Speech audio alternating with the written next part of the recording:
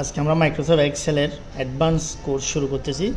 Advance কোর্সের প্রথম ক্লাসে আমরা যে বিষয়গুলো শিখব, তো সাধারণত যারা এক্সেলের একদম বেসিক থেকে কাজগুলো জানেন তাদের জন্য এই কোর্সটা আরেকটা মানুষদের জন্য লাগবে, সেটা হচ্ছে যারা অ্যাকাউন্টসে চাকরি করে। আমরা যারা এক্সেলে কাজগুলো করি তাদের বেশিরভাগ ক্ষেত্রে আমাদের এক্সেলটা ব্যবহার হয় অ্যাকাউন্টসের মধ্যে। তো অ্যাকাউন্ট সেকশনের মধ্যে কাজ করতে হলে এক্সেলের অ্যাডভান্স কিছু ব্যবহার আমাদেরকে জানতে হয়, যে কাজগুলো আমরা সাধারণত বেসিক কোর্সের মধ্যে শিখাতে পারি না। বেসিক কোর্সের মধ্যে আমরা আমাদের সাধারণ যে কাজগুলো, আমি একটা বেসিক কোর্সের ফরম্যাট দেখাই। এখানে একটা বেসিক কোর্সের ফরম্যাট দেওয়া আছে, যারা আমরা এই যে বেসিক এই কাজগুলো জানি, প্রথমে নর্মাল যোগ বিয়োগ থেকে শুরু করে এখানে স্যালারি শিট তৈরি করা, রেজাল্ট শিট তৈরি করা, এখানে সাবটোটাল তৈরি করা, এরপর হচ্ছে কমিশন বের করা, চার্ট বের করা, এরপর হচ্ছে ইলেকট্রিক বিল বের করা, শেয়ার বাজারের হিসাব নিকাশগুলো করা। এই কাজগুলো সম্পূর্ণ হচ্ছে বেসিক কোর্সের অন্তর্ভুক্ত। আমরা যারা এই কাজগুলো জানি তারা এখন থেকে অ্যাডভান্স কোর্সের যে কাজগুলো আমি এখন দেখাবো সেগুলো করলে বুঝতে পারবো। আর যদি ওই কাজগুলো না জেনে থাকি, এই কাজগুলো আমরা ভালোভাবে বুঝতে পারবো না। তো তাদের উচিত আমাদের বেসিক কোর্সটা দেখে আসা। আমার এই ভিডিওর ডেসক্রিপশনে বেসিক কোর্সের লিঙ্কটা দিয়ে দিব, চাইলে ওখান থেকে আমাদের বেসিক কোর্সটা 1 ঘন্টা সময় দিয়ে এটা দেখে আসতে পারেন। তো অ্যাডভান্স কোর্সের প্রথম ক্লাসে আমরা একটা পেটি ক্যাশ ব্যালেন্স বের করব। এই জিনিসটা প্রত্যেকটা অ্যাকাউন্টসেরই তৈরি করতে হয়। প্রতিদিন যে আমরা হিসাব নিকাশ করি, লেনদেন যেগুলো করি, সব কিছুর একটা হিসাব নিকাশ চলে আসে এই বুকের মধ্যে। আমরা দৈনিক যে খরচগুলো করি বা সম্পূর্ণ মান্থের একটা হিসাব বা সম্পূর্ণ উইকলি একটা হিসাব তৈরি করার জন্য এই ধরনের একটা পেটি ক্যাশ তৈরি করতে হয়। যারা অ্যাকাউন্টিংয়ের ছাত্র, যারা অ্যাকাউন্টিং করছি, আমরা অনেক ধরনের অঙ্ক করছি যেগুলা প্র্যাকটিক্যাল লাইফে হয়তো কখনো দেখিও নাই। যারা অ্যাকাউন্টসে চাকরি করি, এখন বর্তমান সময়ে কম্পিউটারের মাধ্যমে কাজ করতে হয়, তাদের কিন্তু সবগুলা কাজই লাগবে। তো অ্যাকাউন্ট সেকশনের মধ্যে এই যে পেটি ক্যাশ ব্যালেন্স বের করার এই অঙ্কটা আমরা কিন্তু করছিলাম, যারা অ্যাকাউন্টসে কাজ করছি, শিখছিলাম, অ্যাকাউন্টিংয়ের ছাত্র, তারা কিন্তু এই কাজগুলো বইয়ের মধ্যে করছিলাম। তো প্র্যাকটিক্যাল লাইফে এখন কাজে লাগাবো আমরা এটা। তো এই জিনিসটা কিভাবে আমরা তৈরি করব এবং এখানে কিভাবে কাস্টমাইজেশন করব, সূত্রগুলো অ্যাড করব, আমরা ধাপে ধাপে সব জিনিসগুলা বর্ণনা করব। তো একদম শুরু থেকে আমরা চলে আসি, এই রেডিমেড যে কাজটা আছে আমরা এটাকে বাদ দিলাম, একদম জিরো থেকে আমরা শুরু করব যাতে সহজে বুঝতে পারি। তো আমরা সম্পূর্ণ নতুন একটা এক্সেল শিট নিলাম, যেখানে আমাদের যে মূল আইটেমগুলো থাকবে এবং 2টা ঘর থাকবে উপরে, যেটার মধ্যে আমাদের কোম্পানির নেমটা থাকবে। সেজন্য আমরা 3 নাম্বার ঘর থেকে আমাদের কাজগুলো শুরু করব। তো আমরা এই জিনিসটাকে ফরম্যাটটা করে নিই। প্রথমে আমাদের ডেট লিখতে হয়, আমি ডেট দিয়ে শুরু করি। পরবর্তী অপশন হচ্ছে আমাদের অ্যামাউন্ট রিসিপ্ট, যে টাকাগুলো আমরা রিসিভ করি আমরা আগে লিখে ফেলি।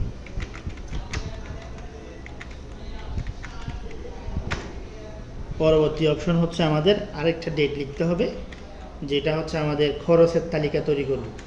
এরপর হচ্ছে আমাদের পার্টিকুলার্সগুলো লিখতে হবে। এরপরে অপশন হচ্ছে আমাদের অ্যামাউন্ট পেড, যে টাকাগুলো আমরা খরচ করছি। পরবর্তী অপশনে আমাদেরকে লিখতে হয় যে খাতগুলোতে আমরা কাজ করি, টাকাগুলো খরচ করি, সেই খাতগুলোর কয়েকটার নাম। সেখানে অনেকগুলো খাত হতে পারে, 4-5টা খাত দিতে পারি। তো আমার বোঝার সুবিধার্থে বা সংক্ষেপে করার জন্য আমরা 2-3টা খাত এখানে তৈরি করব। প্রথম খাত হচ্ছে স্টেশনারি।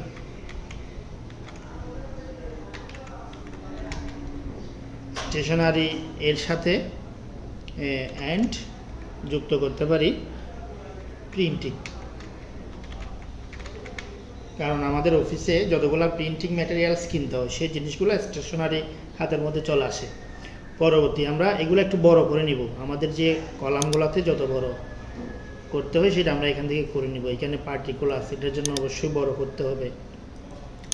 তো আমরা আরেকটা কাজ করতে পারি, আমাদের কাজের সুবিধার্থে আমরা আমাদের সম্পূর্ণ এরিয়াটাকে, যে এরিয়ার মধ্যে আমরা কাজ করব সেটাকে রাফ টেক্সের আওতায় নিয়ে আসবো। এখান থেকে রাফ টেক্স করে দিব, তাহলে আমরা যা কিছু লিখবো সেটা ওই সেল থেকে বের হবে না। যেমন এই যে অ্যামাউন্ট পেইড লেখাটা বাহিরে সেলে যাবে না।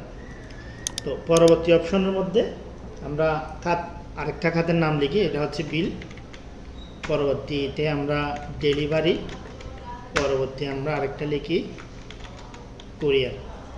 এরকম আমাদের বেশ কিছু খাত তৈরি করতে হবে যেগুলো আমাদের প্রতিনিয়ত, যেমন যে রিলেটেড অফিস হয় সেই রিলেটেড যে খরচগুলো হয় এই খাতগুলো আমাদেরকে এভাবে লিখতে হয়। তো যেখানে আমরা কাজ করি সেখানে নিয়ম অনুযায়ী এই খাতগুলো তৈরি করব, ওখানে যেই খাতে বেশি টাকা খরচ হয় সেগুলো।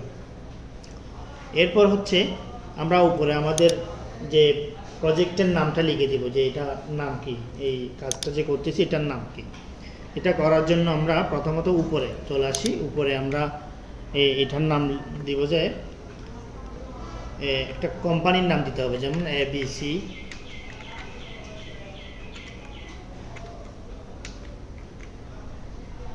আচ্ছা, এখানে অটো ট্যাক্স আছে সেজন্য আমাদের নামটা চলে আসছে। আমরা একটা কাজ করি, এই যে ঘরগুলাকে মার্জ এন্ড সেন্টার করে দিই। যে একই লাইনের মধ্যে দুই লাইন উপরে নিচে লিখতে হলে আমাদের কি করতে হয়, অল্টার ধরে এন্টার দিতে হয়। তো এটার বুকটার নাম হচ্ছে পেটি ক্যাশ, না PETTY, মানে দৈনিক আমাদের যে খরচগুলা হয় সেগুলা এই বুকের মধ্যে লেখা হয়। আমাদের পরবর্তী এদিকে ব্যালেন্সটা লিখব। ব্যালেন্সটা লেখার জন্য আমরা দুইটা ঘর বানাবো। একটা হচ্ছে এখানে লিখে দিব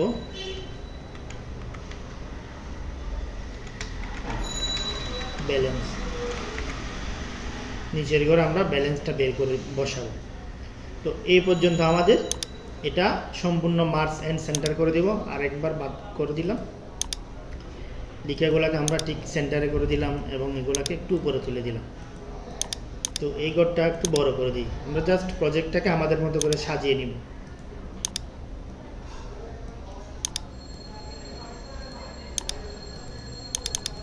এটাকে আমরা বোল্ড করে দিলাম। তো এখানে প্রথমে ডেট লিখতে হবে, এরপরে অ্যামাউন্ট রিসিভ, এটার জন্য খুব বেশি বড় করতে হবে না ঘরটা, এটা একটু বড় করতে হবে। পার্টিকুলার্স এটার জন্য বড় করতে হবে। অ্যামাউন্ট পেড এটার জন্য খুব বেশি বড় করতে হবে না। স্টেশনারি এটার জন্য খুব বেশি বড় করতে হবে না, দুই লাইনের মধ্যে সীমাবদ্ধ রাখলাম। বিল এটা যেভাবে আছে সেভাবে থাকবে। আমরা চেষ্টা করবো লেখাগুলো ঠিক মাঝখানে রাখার জন্য, এখান থেকে সেন্টার করে রাখার জন্য। সবগুলো লেখাকে একসাথে সিলেক্ট করে আমরা সেন্টার করে দিলাম। এখন আমরা এখানে কয়টা আইটেম লিখবো সেটা হচ্ছে আমাদের কাজের উপর ডিপেন্ড করতেছে। আমরা কাজ যখন শুরু করবো আমাদের হয়তো দৈনিক 10 থেকে 15টা হতে পারে, এরকম যা হয়। আমি আপাতত এখানে 15টা রো আমি নিয়ে নিলাম, যেগুলোকে বর্ডারের আওতায় নিয়ে আসতেছি, অল বর্ডার। এখন আমরা আমাদের এখানে হিসাব নিকাশগুলো শুরু করব।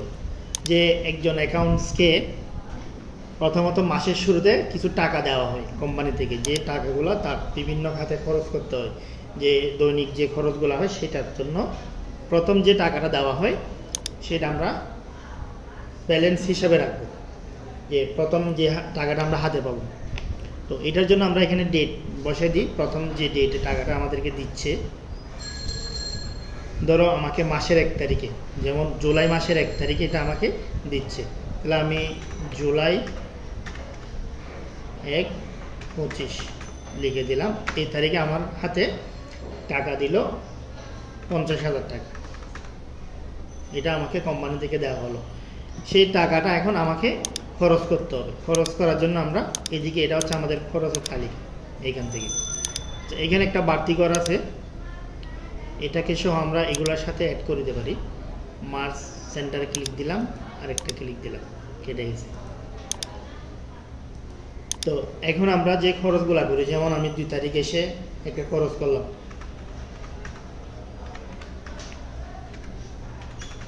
2 তারিখ এসে আমরা একটা খরচ করলাম। যে খরচের বিভিন্ন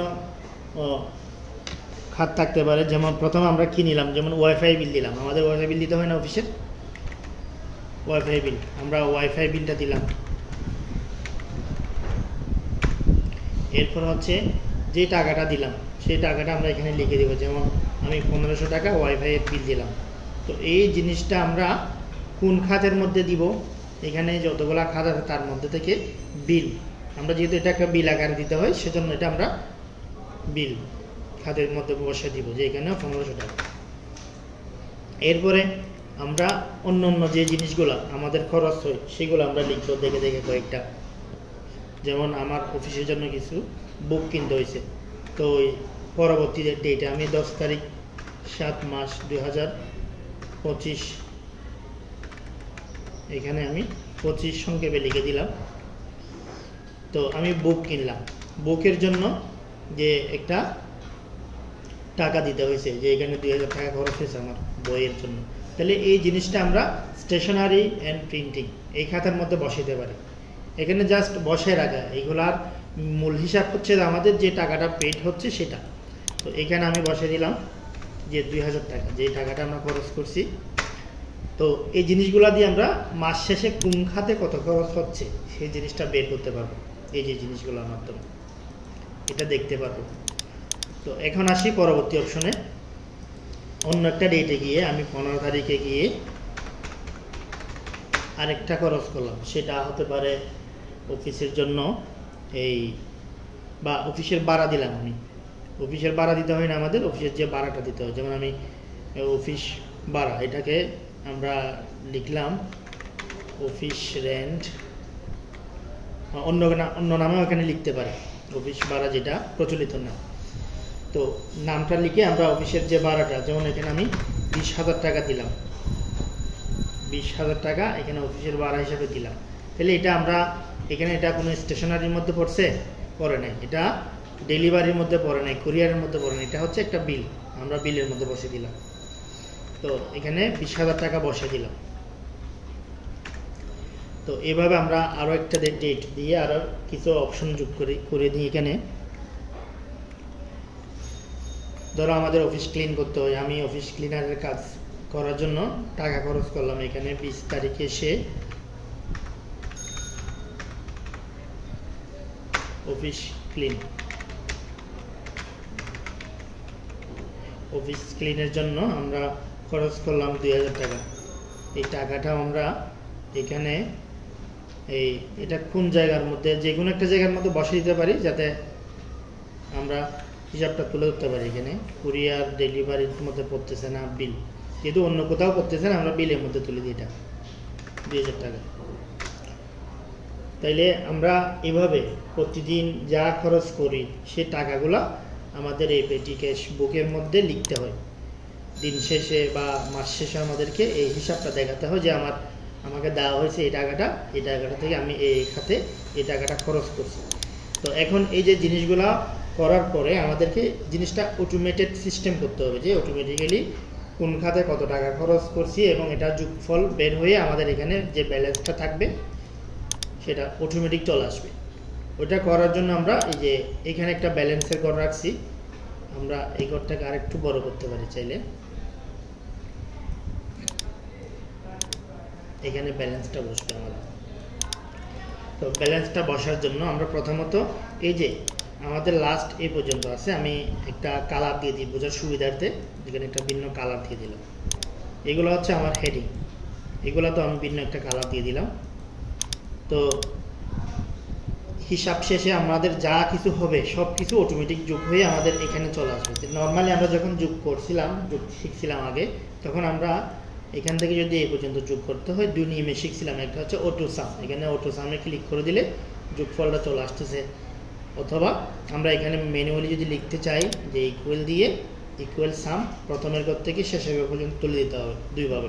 তো এটা যেহেতু আমরা অ্যাডভান্স এখন কাজ শিখতেছি, আমরা আরও শর্টকাটভাবে যদি করতে যাই, আমরা কিবোর্ড থেকে অল্টার ধরে ইকুয়াল দিলে অল্টার ধরে ইকুয়াল, এই যে এক ক্লিকে এটা চলে আসবে। অল্টার ধরে কিবোর্ড থেকে ইকুয়াল দিব। আমরা যেহেতু এখন অ্যাডভান্সগুলো শিখতেছি, আমাদের শর্টকাট অনেক কাজ শিখতে হবে। এখানে শর্টকাটভাবে আমরা কিবোর্ড থেকে অল্টার ইকুয়াল দিলে চলে আসবে, অথবা আমরা যদি নর্মালি যেভাবে শিখছি এখান থেকে অটো সাম এটা করে দিলে হয়ে যাচ্ছে। 2 নিয়মে আমি শেখাচ্ছি। তো এরপর হচ্ছে এটা হচ্ছে ডেটগুলা এখানে যোগফল হয় না, সেজন্য এগুলো আমরা একদম সোজা করে দিই। এর পরবর্তী হচ্ছে এগুলোরও কোনো যোগফল হবে না, আমাদের টোটাল যে পেড হয় এটার একটা যোগফল হবে। এই যোগফলটা বের করার জন্য একই নিয়মে আমরা কিবোর্ড থেকে অল্টার ধরে ইকুয়াল দিলে অটো সাম হয়ে যাবে, অল্টার ইকুয়াল, অথবা আমি এখান থেকে অটো সাম করে দিলাম। এরপর হচ্ছে স্টেশনারি অ্যান্ড প্রিন্টিং। এখানে এগুলোরও আমরা চাইলে একটা যোগফল করে রাখতে পারি, সেগুলোর জন্য আমরা অটো সাম করে দিলাম।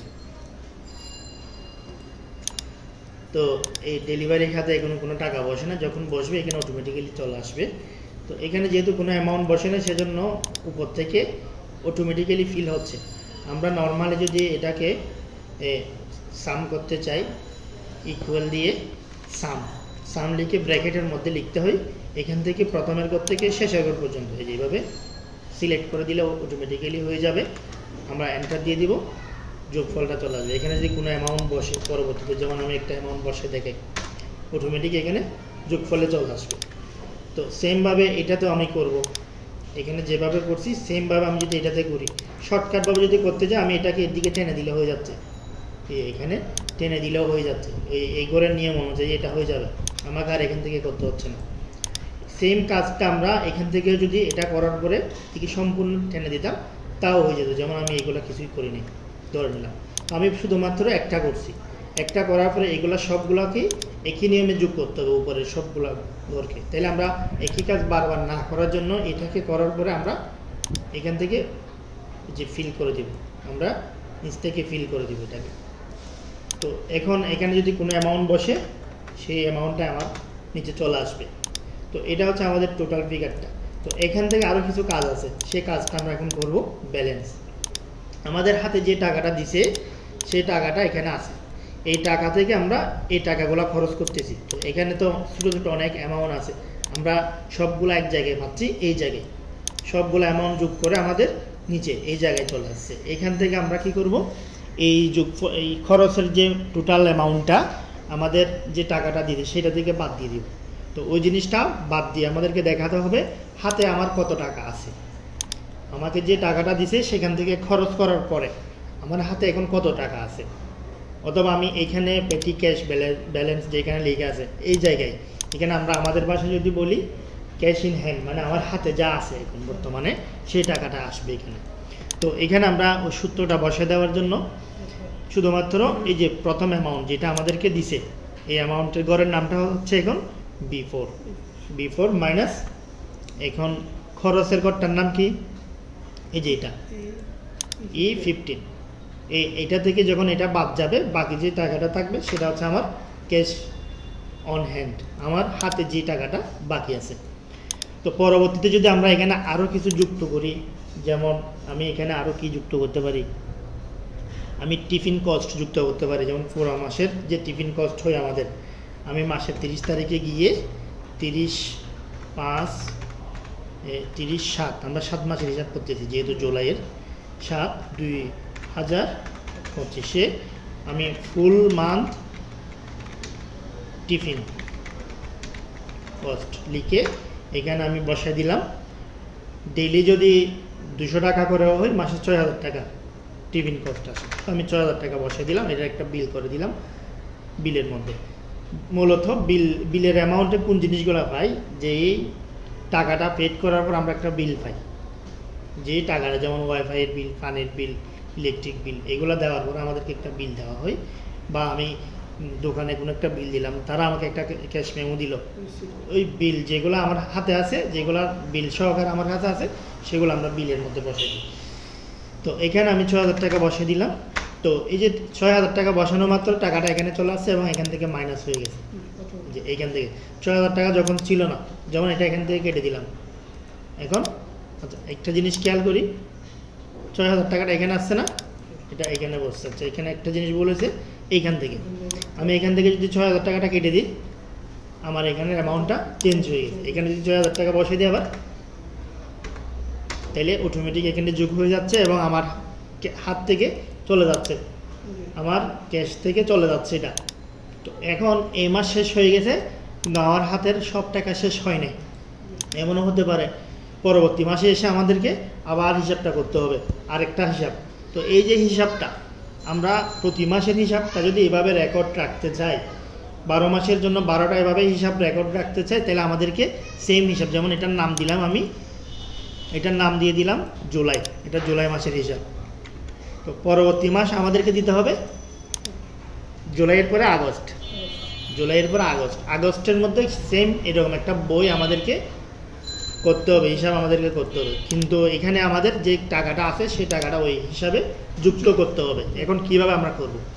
শর্টকাটভাবে এটাকে করার জন্য আমরা নর্মালি জুলাইটাকে ডুপ্লিকেট করব। ডুপ্লিকেট করার জন্য আমরা ঠিক জুলাইয়ের উপরে মাউসের রাইট বাটন ক্লিক করব, এখান থেকে মুভ অর কপি এই অপশনে ক্লিক করব, মুভ অর কপি। এটা করার পরে এখানে আমরা জুলাইয়ের পরে আরেকটা ক্রিয়েট এ কপি এখানে টিক মার্ক দিব, দিয়ে ওকে। তাহলে দেখা যাচ্ছে এখানে জুলাই, জুলাই 2, তো যেটা জুলাই 2 লিখে আছে ওইখানে আমরা লিখে দিব আগস্ট, এখানে আমরা রিনেম করে লিখে দিব আগস্ট। তো জুলাইয়ের পরে আগস্ট, তাহলে সম্পূর্ণ পুরা বছরের হিসাবটা আমরা এভাবে ডুপ্লিকেট করে করে এরকম একই ফরম্যাটের মধ্যে বানিয়ে নিব। এখন আগস্টের মধ্যে যে হিসাবগুলো হবে, যে টাকাগুলো খরচ হবে, সে টাকাগুলো আমাদেরকে এখানে আবার লিখতে হবে, সে টাকাগুলো আমাদেরকে এখানে আবার এভাবে লিখতে হবে। এখন আগস্টের শুরুতে এসে আমার কাছে যে টাকাটা থাকবে আগের মাসের, সেই টাকাটা আমাদেরকে এখানে লিখতে হবে। প্রথমে ডেটের জায়গায় এই ব্যালেন্স বিডি বা আগের মাসের পূর্বের জের, এটা হচ্ছে পূর্বের মানে আগের মাসের জের আমাদেরকে এখানে লিখতে হবে। তো আমি এটাকে সংক্ষেপে বিএল লিখলাম, সংক্ষেপে ব্যালেন্স মানে আগের ব্যালেন্স, ব্যালেন্স বিডি, এভাবে বিভিন্ন সংকেতে এখানে এটা লেখা হয়। তো এখানে যে টাকাটা আছে সেটা তো আমরা লিখে দিলে হবে না, ওই টাকাটা ওখানে যদি খরচ বাড়ে সেটা এখানেও পরিবর্তন হতে হবে। আমরা এখন যাই, এখানে কত টাকা আছে? 18,500 টাকা আমার হাতে আছে। এই ঘরটার নাম কি? I2 না, এই ঘরটার নাম I2। এখন আমরা এই শিটে গিয়ে আগস্টটা আমরা যদি জুলাইয়ের পরে নিয়ে আসতে চাই, জাস্ট আগস্টটাকে টেনে ধরে এভাবে জুলাইয়ের পরে ছেড়ে দিব, বা জুলাইটাকে টেনে ধরে আগস্টের এখানে ছেড়ে দিব। দেখবো যে জুলাইয়ের পরে আগস্ট, এভাবে আমরা টেনে টেনে এগুলাকে সিরিয়াল করতে পারবো। তো আগস্টে এসে আমরা এখানে যে ব্যালেন্সটা হবে এটা কেটে দিলাম, এখানে লিখবো ইকুয়াল, ইকুয়াল দিয়ে আগের মাসের যে ব্যালেন্স সেটার জন্য আমরা যাব জুলাই শিটে। জুলাই শিটে গিয়ে এই ঘরের নামটা ক্লিক করে দেব, এরপর আমরা এন্টার দিব। এখানে দেখবো যে ওই 18,500 টাকা এখানে চলে আসছে। এই 18,500 টাকা থেকে এখন আমাকে এই মাসে খরচগুলা করতে হবে। এই মাসে এরকম ডেট চেঞ্জ করে আমাদেরকে এরকম খরচগুলা করতে হবে। খরচগুলা করার পরে এগুলোর একটা টোটাল হবে না? যেমন এই মাসে আগস্ট মাসে গিয়ে আমার খরচ হয়ে গেছে কত? 31,500 টাকা, কিন্তু আমার হাতে ছিল কত? 18,500 টাকা। তো বাড়তি টাকাগুলো আমাকে আবার দিবে না কোম্পানি? তো নতুন ব্যালেন্স আমাদেরকে যখন দিবে, যেমন আগস্টের শুরুতে আমাকে আরও কিছু টাকা যুক্ত করে দিল, যে 1/8/25 তারিখে এসে কোম্পানি থেকে আমাকে আরও 30,000 টাকা দিয়ে দিল, আরও 30,000 টাকা দিয়ে দিল। তো ওই যে আরও 30,000 টাকা যখন আমাকে দিয়ে দিবে, এই যে 30,000 টাকা কত দিছে এখানে? 30। একটা জিনিস দেখি, এই টাকা, এরপরে এখানে 13,000 টাকা শর্ট, আমরা এখানে 30,000 টাকা লিখি। এটা হচ্ছে নতুন ব্যালেন্স আমাদেরকে দিছে। এগুলোকে একটু সোজা করে দিই আমরা। তো এখানে আমরা একটা জিনিস দেখি, টোটাল অ্যামাউন্ট কত? 48,500 টাকা। এটা হচ্ছে আমার হাতে। তো এখানে আমরা কাজ করার সময় যে সূত্রটা বানিয়েছিলাম, এটা আমরা এই যে এইখান থেকে করছিলাম। এই প্রথম শিটে যাই আমরা একটু, এইখান থেকে করছিলাম। এই ঘরের নাম যে প্রথমে 50,000 যেখানে লিখে আছে, ঘরটার নাম কি ছিল? B4। আমরা এখানে কি করছি? B4। তো B4 এর ফলে যদি আরও সংখ্যা থাকে, এগুলো তো যোগ হবে না এখানে, তাহলে আমাদেরকে B4 দিলে হবে না। এখানে দিতে হবে কত? এই যে B4 এর জায়গায় আমাদেরকে দিতে হবে এই যে সম্পূর্ণ যোগফলটা লাস্টে, যে এখানে যদি আরও অ্যামাউন্ট দেয় সবগুলো যোগ হয়ে এখানে একটা অ্যামাউন্ট হবে না, আমাদের এই অ্যামাউন্টটা আমাদেরকে লিখতে হবে, এই ঘরের নামটা। তাহলে এখানে কি হবে? B15 minus E15। এই যে E15 এখানে কত আছে? B15 minus E15। এখন আমরা দেখি E15 মানে হচ্ছে আমাদের এই যে এই যে 15 নাম্বার ঘর, এটা মানে যে টাকাটা আমাদেরকে দিতে সেটা থেকে যে টাকাটা আমরা খরচ করছি সেটা বাদ দেওয়ার পরে এখানে আছে কত? 18,500 টাকা। এখন যদি আমরা আগস্টে যাই, আগস্টের মধ্যে দেখা যাচ্ছে আমাদের এখানে সূত্রটা চেঞ্জ করতে হবে, যেটা আমরা ওদিকে করছি এদিকে করি নাই। তাহলে আমরা এখানে করতে হবে যে এখান থেকে ইকুয়াল দিয়ে আগে আমরা ইকুয়াল দিয়ে এখানে প্রথমত, এরপরে এই সূত্র এখানে নামটা লিখে দিলাম B15 মাইনাস খরচের যে ঘরটা থাকে E15, B15 minus E15 enter দিলে এখানে যে বাড়তি টাকাটা দিছে এখানে 30,000 টাকা, ওইটা সহ যোগ হয়ে আরেকটা অ্যামাউন্ট দাঁড়াচ্ছে এখানে 48,000 টাকা, 48,500 টাকা। তাহলে 48,500 থেকে আগস্টে আমরা যে খরচগুলো করব সেগুলা করার পরে যে টাকাটা থাকবে সেটা এখানে চলে আসবে। যদি আমার হাত থেকে আরও বেশি টাকা খরচ হয় এখানে মাইনাস হিসাবে চলে আসবে। যেমন আমি আরেকটা খাতে এখানে টাকা খরচ করলাম 20,000 টাকা, আমার হাতে আছে কিন্তু 17,000 টাকা, না 20,000 টাকা আমি খরচ করলাম, করার পরে মানে এখানে খরচটা করার পরে যখন এন্টার দিব দেখবো যে আরও 3,000 টাকা আমার নিচ থেকে দিয়ে দিছি।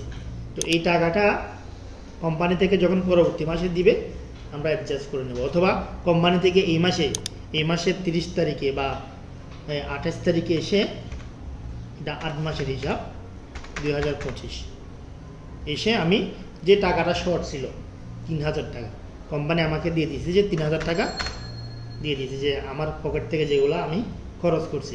এই 3,000 টাকা যখন কোম্পানি এদিকে আমার ব্যালেন্সের মধ্যে ঢোকাই দিবে তখন এই যে ক্যাশ টাকা আমাদের জিরো হয়ে যাবে।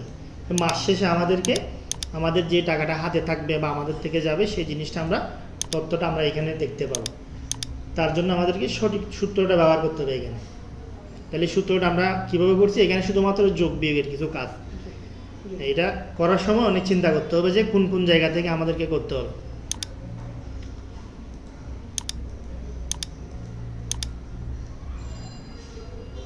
তো এখন আমরা জুলাইয়ের পর আগস্টের তৈরি করলাম, আগস্টের পর আমাদের পরবর্তী প্রত্যেকটা মাসের জন্য যখন তৈরি করতে হবে আমরা এগুলাকে কী করে নিব, ডুপ্লিকেট করে নিব, ক্রিয়েট এ কপি করে নিব।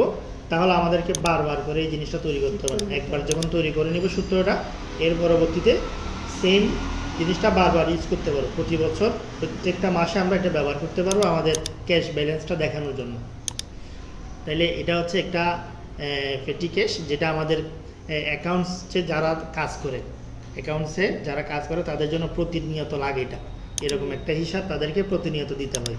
তো যারা এখন অফলাইনে কাজ করে, যেমন খাতায় লিখে কাজ করে, তারা যদি এরকম একটা ফরম্যাট তৈরি করে ফেলে তাহলে প্রতিদিন তাদের কাজগুলো অনেক ইজি হয়ে যাবে। প্রতি মাসে তাকে মাস শেষে গিয়ে স্কেল দিয়ে বসে এই ঘরগুলো টানতে হবে না। একবার যখন আমরা সূত্র বানাই দিব প্রতি মাসে এটা অটোমেটিক্যালি বের হয়ে চলে আসবে। আমরা যখন এখানে অ্যামাউন্টগুলো কেটে দিব অটোমেটিক এখান থেকে সব জায়গা থেকে জিরো হয়ে যাবে। সব জায়গা থেকে যেমন এখানে যা টাকা এমন আমি বসেছি সব কেটে দিলাম, তাহলে আমার হাতে কত আছে এখন, ওই সম্পূর্ণ অ্যামাউন্টটাই আমার হাতে আছে। যে এখানে যে অ্যামাউন্টটা আছে 51,500 সম্পূর্ণ অ্যামাউন্টটা আমার হাতে আছে। যখন আমি এখানে আমার বিভিন্ন খাতের মধ্যে অ্যামাউন্টগুলো বসে দিব তখন এখান থেকে মাইনাস হয়ে যাবে। তাহলে আমাদের যে বর্তমান অবস্থা সম্পর্কে আমরা জানতে পারবো। তো এই হচ্ছে আমাদের প্রথম ক্লাস। দ্বিতীয় ক্লাসে আমরা এরকম অ্যাকাউন্টসের আরও অন্য অঙ্কগুলো করবো যেগুলো আমাদের প্রতিনিয়ত কাজে লাগবে।